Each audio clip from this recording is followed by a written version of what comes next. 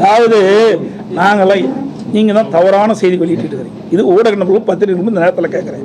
அனைத்து இந்திய அண்ணா திராவிட முன்னேற்றங்களும் தாவேகாவோட கூட்டணி நாங்கள் பேச்சுவார்த்தை இது வரைக்கும் நடத்தலை.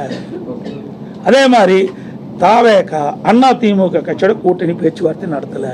நீங்களா ஒரு யோகத்தை பண்ணிக்கிட்டு, நீங்களா ஒரு கற்பனை பண்ணிக்கிட்டு நீங்கள் வந்து செய்தி வெளியிட்டீங்களா, பொறுப்பு நாங்கள் அல்ல. அதோட ஒரு இடத்துல இன்றைக்கி 2-3 இடத்துல பார்த்தோம். கரூர் சம்பவத்துக்கு பிறகு 2-3 இடத்துல இன்றைக்கி தாவேகா கட்சி சேர்ந்த அந்த தொண்டர்கள் எங்கள் கூட்டத்தில் கொடி பிடிச்சாங்க. அப்போ நம்ம ஆரவாரமாக இருந்தாங்க. குமராவளையம் சட்டமன்ற தொகுதியிலிருந்து எழுச்சி பயணம் போட்டுருங்க. அப்பொழுது சொன்னேன், தொண்டர்கள் அங்கே பிள்ளையார் சொல்லி போட்டுட்டான்னு சொன்னேன். அதை நீங்கள் பெருசாக பேசிகிட்டே இருக்கிறீங்க. ஆக அவர்களுடைய கட்சி கொடி தான் காட்டினாங்க. நல்லா புரிஞ்சுங்க, வேறு கட்சி கொடி காட்டல. அப்பவும் அவர் கட்சிகளாக இருக்கிறாங்க.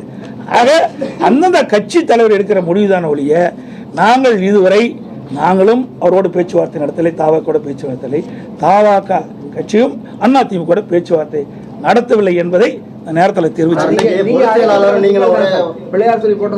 ஆமா, தொண்டர் அப்படி கிடையாது.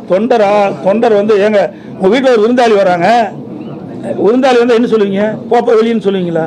என்னங்க இது? ஒரு மனிதாபிமானம் வேண்டாம்.